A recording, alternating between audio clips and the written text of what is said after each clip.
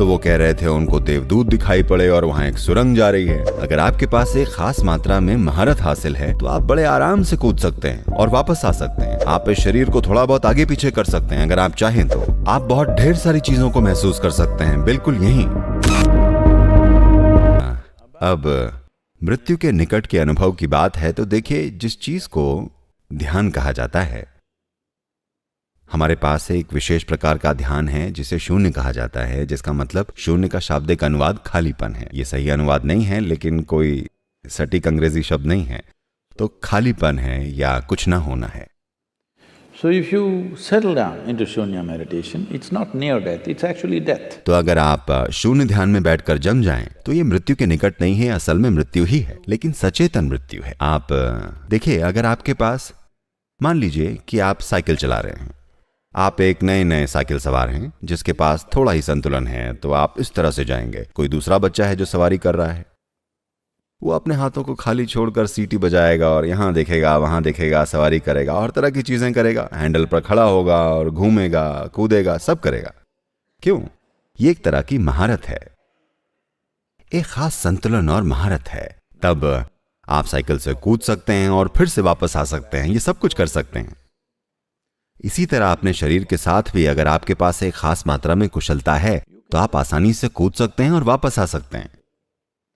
अब ये गलती किसी दवा की वजह से हो रही है, या कई लोगों के साथ 60-70 के दशक के दौरान जब LSD का समय था, बहुत सारे लोग थे जो इसके बारे में बात कर रहे थे। सर, आपकी बारी है, वो आपका समय था। कह तो सकते हैं।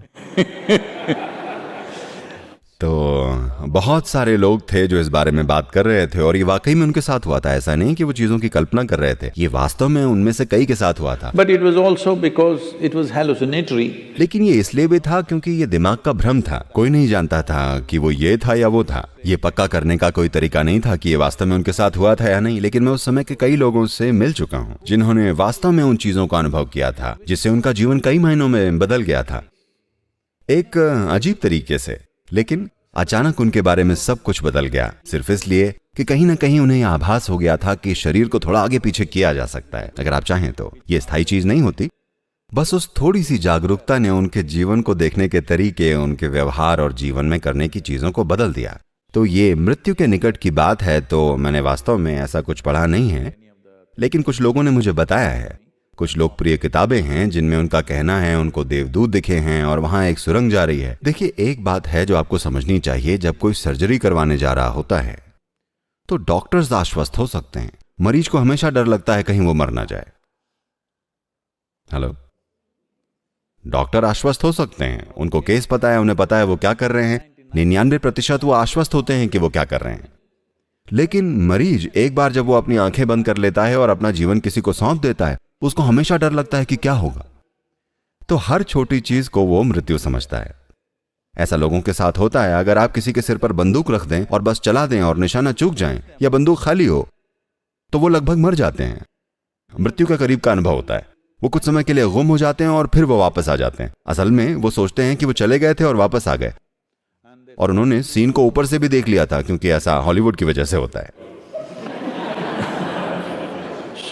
एक आदमी अपने एक घनिष्ठ मित्र से 25 साल के अंतराल के बाद मिला, जिसे वो अच्छे तरीके से जानता था जब वो यूनिवर्सिटी में साथ में थे। तो उसने उसे रात के खाने के लिए घर पर आमंत्रित किया, और एक भारतीय परिवार होने के नाते पत्नी सेवा कर रही थी और ये दो आदमी खाना खा रहे थे।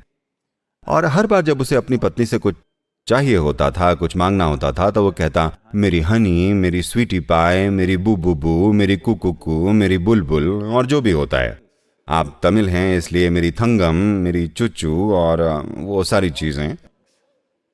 तो खाना होने के बाद दोस्त निकलने को था और वो बोला, तुम कमाल की जिंदगी जी रहे हो, है ना? मेरी पत्नी के साथ मेरी शादी को 15 साल हो गए हैं, हम एक दूसरे की शक्ल भी नहीं देख सकते। जिस तरह से तुम अपनी पत्नी पर जैसे प्यार बरसा रहे हो, वो वाकई शानदार है। वो बोला, तुम क्या बात कर रहे हो? उसने कहा, तुमने उसे बुलबुल कहा, तुमने थंगम बुलाया, तुमने उसे वो कहा। उसने कहा, अरे यार, मैं उसका नाम 7 साल पहले ही भूल चुका हूं।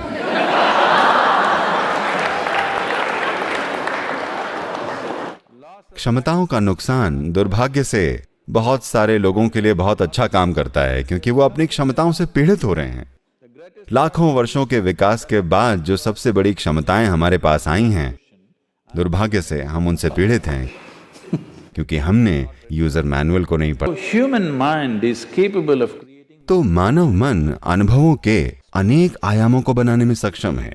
इसको मृत्यु के रूप में नहीं समझ लिया जाना चाहिए। ये जीवन है। सबसे पहली बात, खैर मैं मृत्यु पर एक किताब लेकर आ रहा हूं, अंदर की बात। मैं इसको 6.5 साल से लिख रहा हूं, ये अभी तक पूरा नहीं हुआ है। उम्मीद है अगले साल या उसके बाद मैं इसे लेकर आऊंगा। मैं ऐसा इसलिए कह रहा हूं क्योंकि वास्तव में मृत्यु जैसी कोई चीज नहीं है।